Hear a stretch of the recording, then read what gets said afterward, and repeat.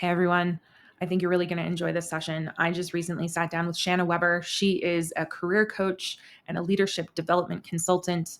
And I've been having a lot of conversations with my clients lately about career changes, negotiating new salaries, getting promotions. And I thought this conversation with Shanna was important because she really helps us to understand some of the core generational differences that might be going on when you are trying to communicate with your manager. So, if you are a Gen Z and you are trying to have conversations with a Gen X manager, or maybe you're a Gen X manager and you're trying to have conversations with Gen Z, this episode is for you. I hope you enjoy.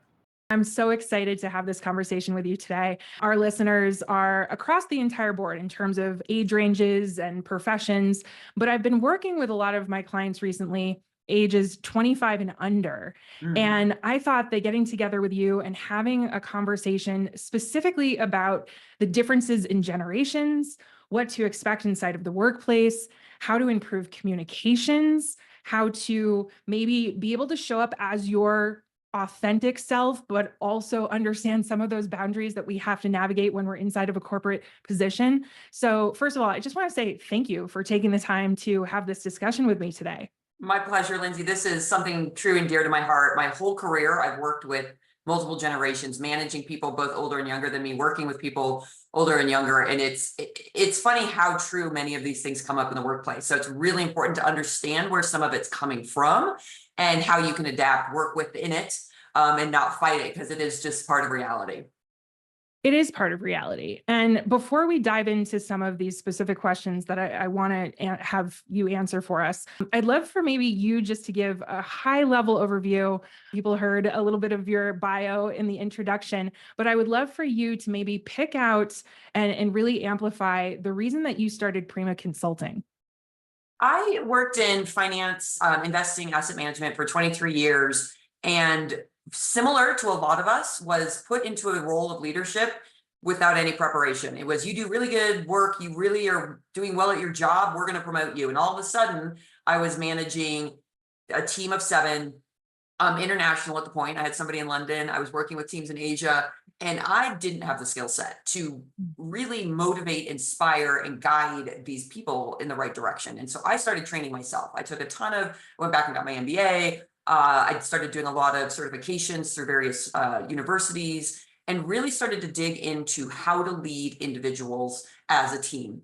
Got strength certified, but also really dove into the generational differences. At the main point of my leadership, I was leading 4 generations, and it not including my own. So I was really working with all the generations that are out there, all the way up through people in the silent generation who are now 76 years old.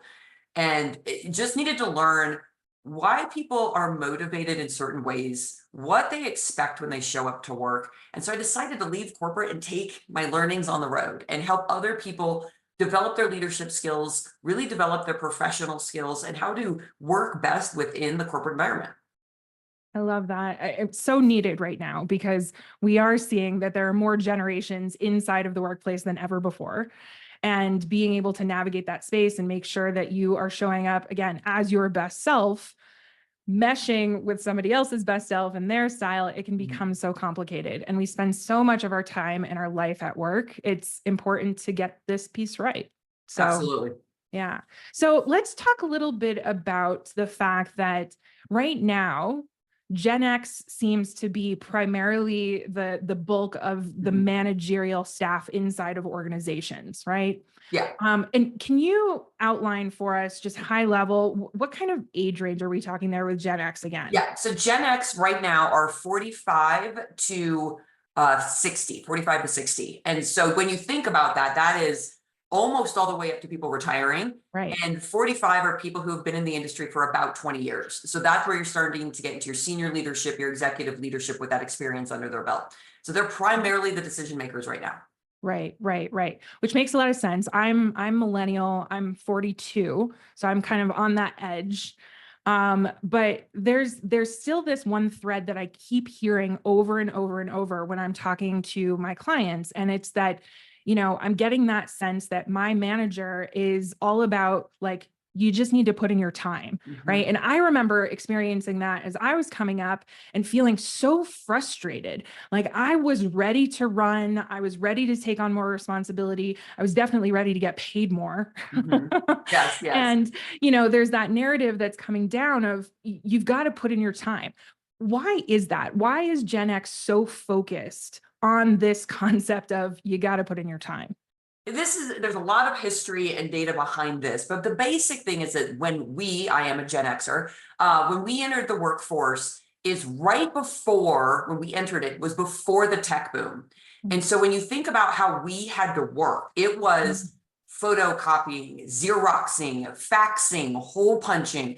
And so to get something prepped for a client or to get something out the door as a presentation was extremely manual. So a Yeah. lot of us were brought in with stellar degrees from amazing universities and, brought into a consulting firm or a financial firm or a law firm and literally photocopying for the first Yeah. parts of their careers, 100-hour work weeks. Like you were billable by how much you produced. And so the mindset of we all had to put in that time because it wasn't automated. It was just a lot of work at the time. Mhm. So we feel a lot of that. Well, I had to do it, so you have to do it, Yeah. but not in the sense of a punitive. It's more this is how you're going to learn. I learned so much by sleeping on the floor at my desk or by, commiserating with my colleagues over 4 a.m. coffee. Like, it was very much like a cohort experience for us Mhm. to the point that we have a hard time, I think, adjusting and understanding how you don't learn by being presently there, physically there. And so Yeah. you'll hear a lot about the back to office and return Yeah. to office and butts and seats. And honestly, that's this really like ingrained in us mindset of FaceTime means work time. It's not right, but that's where it's coming from. Is a lot of we did it and we don't understand how you can be working hard if you're not doing what we did, just because that's our Right. experience. Right. That makes me kind of come to that question of, is it right? Is this the way that it should be? I always am the person that's like, let's not work harder, let's work smarter. And so I could find my frustrations coming forward when I was being asked to do something that seemed overly manual Mhm. or redundant or and so what I'm hearing you say is some of this comes down to a perception from Gen X, like through this repetition you're going to learn valuable information, where I'm like, let's skip to the end. I don't need to know this stuff in order to be really good at what I need to do. And so where is that line? If I'm feeling like there should be something that changes, and that whole adage of like, just because this is the way that we've always done it doesn't mean that that's the way we should do it going forward. So let's say that I'm part of that younger generation that Mhm. wants to approach a conversation with my manager where they've got that mindset of you got to put in your time and you need to do some of this repetition, but maybe I'm trying to change that dynamic or at least communicate in a way. How can they go about doing that in a better way than maybe we're doing it right now? And maybe if you step back and tell me a little bit about what you see that's going wrong with the way that we are communicating right now and what do we need to change? Yeah, and I think that, the study of generational differences is a group of people born with certain experiences in a time bracket and the average, right? So when we say Gen Xers do this or millennials do Right. that or Zers do this, it's because more than half of the people have that tendency in that group. It's a Makes sense. result of the technology we had access to and what we went through socially, but there's also where did you grow up? Were you urban or rural? Like, so there's a lot of things that come into race, religion, parents' age, a lot of stuff comes into it. So we're going to use the broad buckets of generational trends based on the age groups. But I would say if you're working with an older millennial or a Gen X, there are people who have adopted technology. There Mhm. are people who are really like, we could do this faster, better. And it might be a way to approach maybe even your direct boss who's not on that bandwagon by building an allyship with somebody who is that can talk to them on a more equal footing. So if, Mm. like, let's say you and I are peers, we work together, we both manage teams, you're very tech savvy, you're about how do we make things more automated, and an employee on my team could come to you with an idea and you might be more more apt to buy into it than maybe I would, who's just like, I hate technology, I'm still on an Android, I do not like apps, like a little bit more of that old school mind. And then Yeah. you and I could have more of an equal footing conversation about, well, here's some options about how we can improve efficiency and effectiveness. Yeah. Because it is hard for somebody younger to go to somebody who's more experienced, more senior, and try and change their mind if they're on a different wavelength. Yeah. And so finding allies that can help support you in that initiative is one approach. I think another approach is a lot of helping understand what the goal is and what so we always say millennials always ask why, Gen Zers always ask why, but there is really something about, I actually am looking to find ways that I can do this more effectively. What is Mhm. our end goal? What expectations do you want to see from me, younger employee? And what needs to be done in a certain way, and what can I have some freedom with to try and find a more effective way? Because that's talking to us about, I really want to do what you need me to do. I'm here to do what needs to be done in the right Yeah. way. But I'm also looking if there's ways that I could speed it up through technology that I know that you may not be as comfortable with. Like, so trying to almost come into that like middle point of, I know that there's expectations. What are they? What do Yeah. they look like for you? What freedom do I have to find more effective and efficient ways for me to do the work? That's amazing. I'd love to kind of switch gears a little bit, but staying in that vein of having conversations with that other generation, younger to older manager. What about when it comes to things like promotions? What Mhm. is the right way for a younger generation individual approaching an older generation individual to be able to plead their case, know where it's appropriate? I've been having a lot of clients coming to me recently and saying, I feel like I'm not getting paid enough. I'm not getting promoted fast enough. Here's some of the evidence out in the industry, and here are the pay bands that I see other companies at. How do I approach my manager to have that conversation? What would Mhm. you say? I think it's really important to understand you cannot change the behaviors of others. You can only change your behavior and your reaction to them. So knowing that you might be working with somebody who put in the time, who worked the 100-hour work weeks, who is like, you need to do all this. If you know that about your manager, the approach isn't, I deserve it. I've given enough time. I've been here long enough. Because to them, that's, you think you're entitled. Not Mhm. what anybody means, but that's what gets received, right? So to avoid that, it's a lot about, what are you looking for? So asking your manager, I would like to progress my career here at this firm. I really like the Mhm. firm. I like the culture. I like the people I work with. I like the work we do, our clients, whatever the reason is while you're at that specific company. And saying, I want to progress my career here. What does that look like? What is the career path? And then what do I need to do to get to the next level? Not, when are you going to promote me? Now, that's not how Yep. we say it, but that's how it gets heard. So Sure. really pivoting that conversation from your point of view to say, what can I do? How can I own my development in your expectations, in your viewpoint? And so it's coming at them as, give me what I need to be developing and show me what that looks like. Mhm. What does understanding the client's needs deeper, what does that look like? Like, give me examples of how I can show you that I'm doing that better. And really keeping almost more of a consistent conversation on, how am I progressing? What else do I need to do? What opportunities can I go seek? Because once you, a lot about the Gen Xers, just so everybody knows, is huge autonomy, huge individualization, like huge, it is me, I don't need anybody. We literally like, just tell me what you need to do and I'll go figure it out. Yeah. So with that, knowing that mindset is, what do I, younger employee, need to do? Because it's not your responsibility. It's because we think everything's our own. Right. So going through that conversation of, okay, I'm going to own my career path. What does it look like for you, for me to do that? And that's going to go a lot further than, I've been here for 2 years and all of my cohorts gotten promoted, which doesn't seem fair. But to a person who's, all about the individual and like, what have you done? Coming in and saying, what do I need to own? What do Yeah. I need to change? Where do I need to progress? What does that look like for you? It's just going to go a lot further in the conversation. Given the fact that Gen Xers are so into autonomy in terms of their managerial style, are you seeing that they are providing enough feedback to the younger generations? Or is that something that tends to be a problem given how they operate?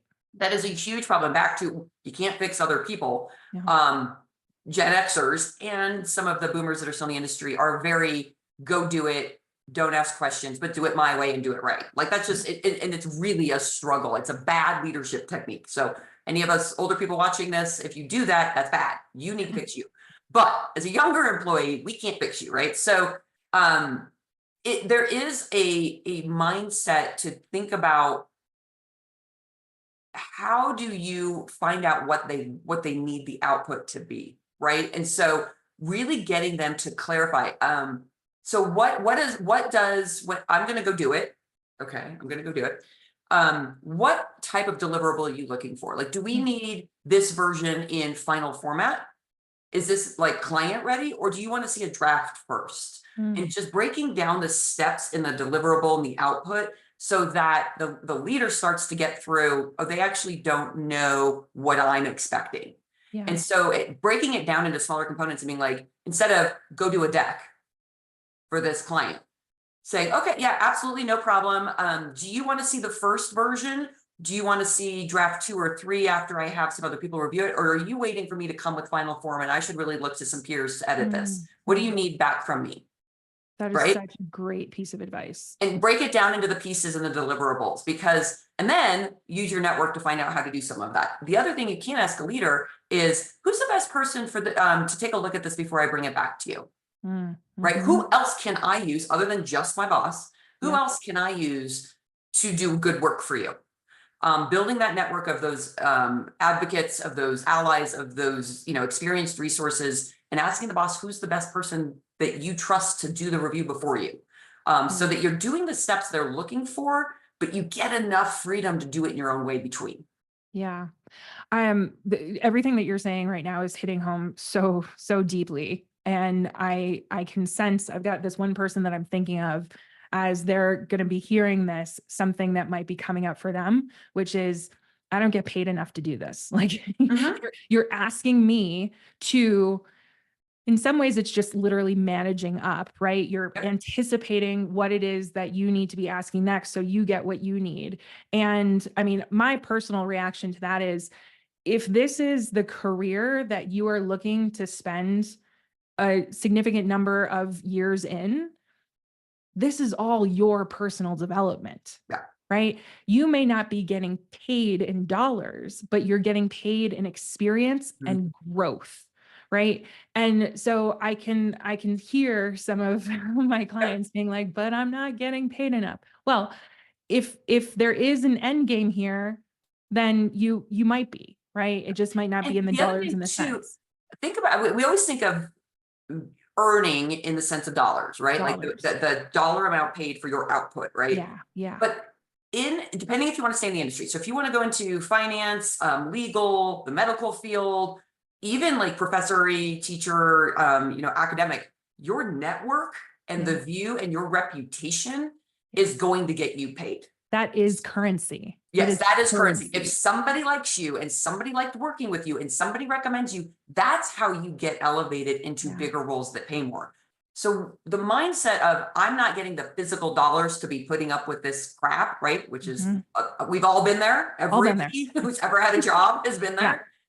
Sometimes if it's in the industry you're passionate about, especially if it's at a firm that you really like, Yeah. that currency of responsiveness, adaptability, accountability, hard work, showing Mhm. up, that 4 to 5 years of just kind of towing the line for a little bit pays dividends Yeah. in your long-term trajectory at that firm. So true. So where's the line? Like I think about, okay, there are certain things that, just shouldn't be tolerated. But yeah, absolutely. Right. Bad behavior, any sort of abuse, right? All of that shouldn't be tolerated. But where's the line? For me, I think it's things like working longer hours, Mhm. right? Or not getting paid the dollar figure that you Or think you should. promoted in the timeline that was expected. Yep. What else is kind of that trigger for some where it's like it shouldn't be this way, but really we should be looking at it with a broader perspective. I think some of it is, what is the industry? Like, there are expectations in certain industries about putting in your time, especially upfront. Yeah. Medical, ask anybody who's ever been a resident. They do Right. not care if you have work-life balance. Right. Finance, anybody who's in senior leadership has worked an 80 to 90 hour week in their life, for Yeah. sure. Mhm. Legal, forget it. right? Like, so if depending on what industry you're in, there is an expectation that you're not probably going to change on your own solo soapbox. Yeah. I hate to say it.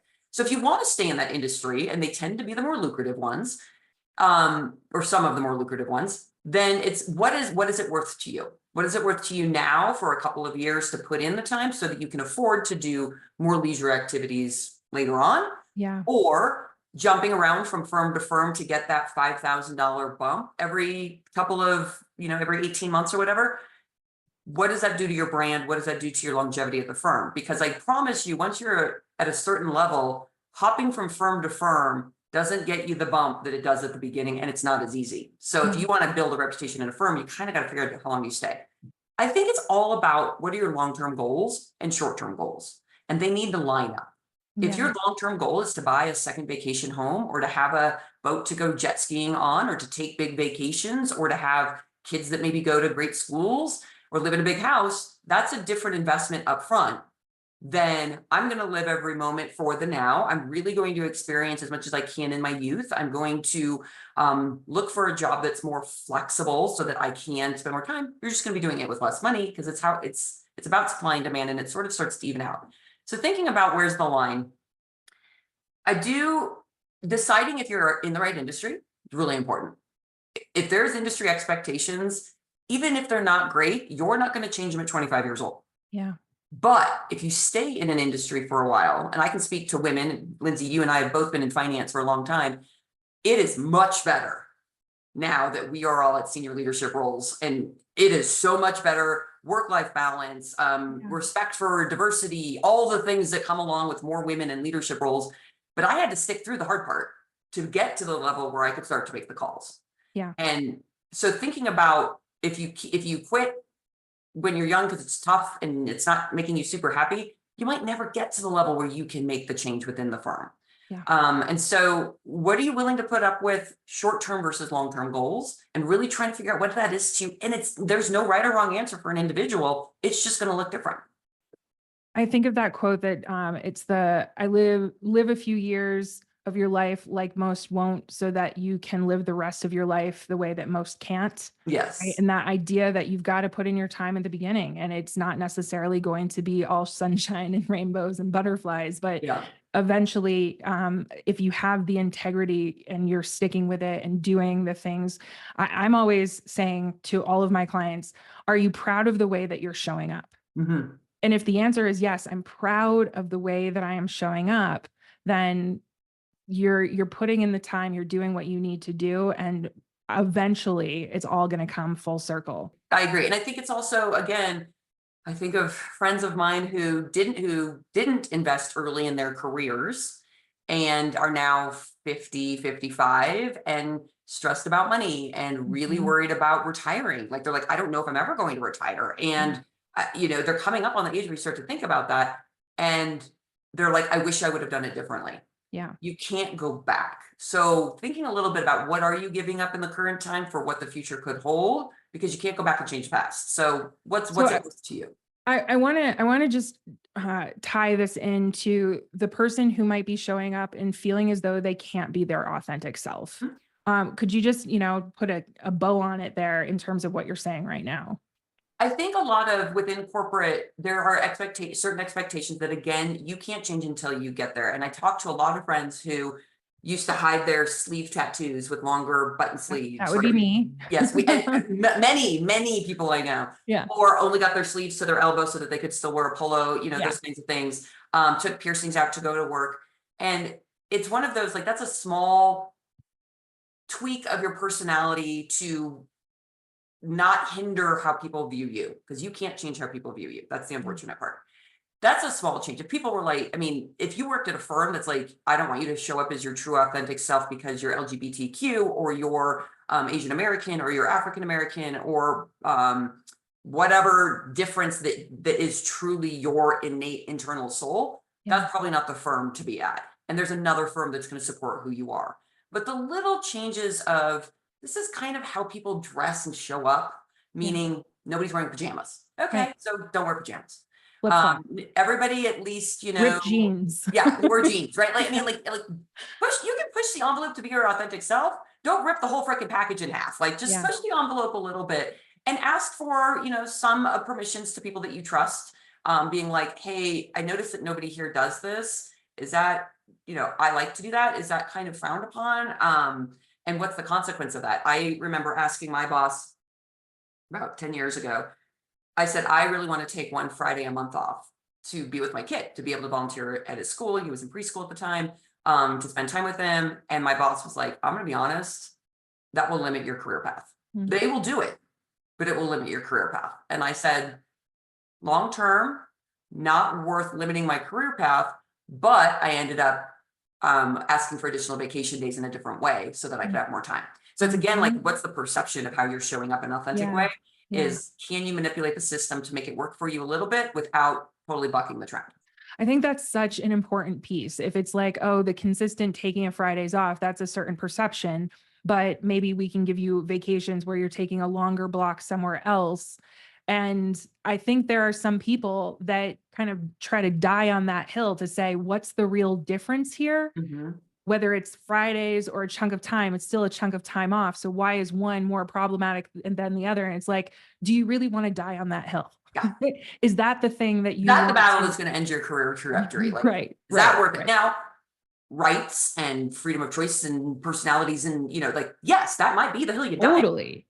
A vacation day or, a nose piercing, Or maybe it that you is die like, on. maybe it is Maybe it is. so important, Mhm. right? And I think back to my tattoos and the way that I showed up inside of the workplace. I have never been, that's not true. When I was in Boston and working inside of, I've only ever been inside of corporate financial institutions that are all primarily buttoned up in suits 100% of the time.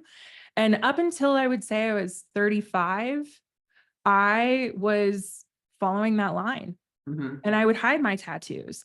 After 35 and definitely after 40, Yeah, I was at that level that you can. where, and it still to me was, am I showing up looking professional, even though this is a little outside of the box? For example, I have these pink pants that I love. And so I would wear a white blazer with my really loud pink pants. And it was a completely different look than the buttoned up suit, but I still looked professional Yep. and put together. But I was able to showcase my personality in a way. And so I think that there are ways that you can do this, but you have to have that understanding of what are we really trying to go for? If it is this professional look, then how can you show your authentic self in a way that doesn't shoot you in the foot? Yeah. Yeah. And I think, again, Lindsay, we've been here for a long time. It has changed so much in the right direction Mhm. of natural hair and it, like not having to have the slick, straight, Yep. perfect white woman hair and being able to Yep. show up in your natural self in those ways. The tattoos, I think the ability to show up and be your authentic self if you're a part of the LGBTQ community Mhm. has really, astronomically changed since when I started. And so, but still, again, that's showing up professional Mhm. regardless. Yep. Showing up put together, showered, cleaned, Yep. moderately maintained. Yep. And I think, but again, to when can you start to buck the trend? It's really funny how many executives started to wear tennis shoes Mm. at Oh, my yeah. last company Yeah. post-COVID. Yep. And then guess what? Everybody was like, Everybody else. there's no more nice shoes. We're all wearing tennis shoes. Yeah. So, I but it mean, was the people that were like, I'm just going to do this and I can because they're at yes. that level. So get to the level where you can make the big change and the big push for the next generation. It's kind of like pay it forward. Yeah, I love that. Okay, in order to wrap up our conversation today, I want to just put a bow on so what if it isn't a good fit? How do you maybe approach your manager to talk about it not being a fit, or do you just resign and walk away? Like, what is the right way to maybe approach this so that you're not burning a bridge? Again, you're showing up with your own integrity, you're feeling really good and proud of the way that you are moving forward. But what would you tell people to do? I think the biggest thing that you learn over time that you don't know coming out of the gates is you are always replaceable. So the whole mindset of I'm going to stick it to them by just quitting really only burns your reputation and actually doesn't hurt the firm that much. So that whole like vengeance, like I'm going to get them and like, screw them and I'm going to make my stand, unfortunately hurts you more than it hurts them. And so knowing that every time you're like, this is not a fit, I do not want to be here, I don't like these people, this is not where I want to have my career, great. But you never know somebody at that firm that might be at another firm at some point in the future, or best friends with somebody who's on the recruiting panel or the manager. So don't burn the bridge. And the best way to say, I'm moving on to another career is to honestly tell them why personally this is a good opportunity for you as individual. It's really hard for somebody to say you're wrong if it's about you. If you Yeah. say this company doesn't do this and this company doesn't do this and you don't do this, they're going to be like, yeah, we do.